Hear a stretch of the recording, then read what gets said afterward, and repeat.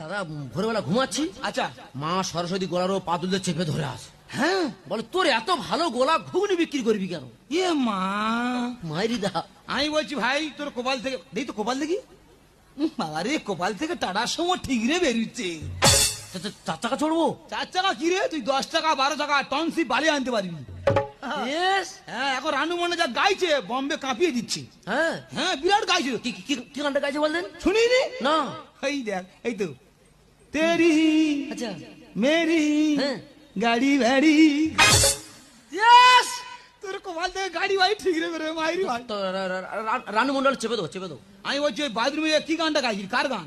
রামকানায় গান। রামকানা গান? হ্যাঁ তো খুব ভালো গান কি ভাই, ওই গান তুই গা ভালো করে গাইবি আর আমার কাছে মোবাইল করবো। হ্যাঁ। ও বাবা রে, একবার যদি এই মানুষ খেয়ে ফেলে এই গানটা আর লোকে তোকে লাইক দেবে, তোর কপাল থেকে গাড়ি ভাই ঠিক রে।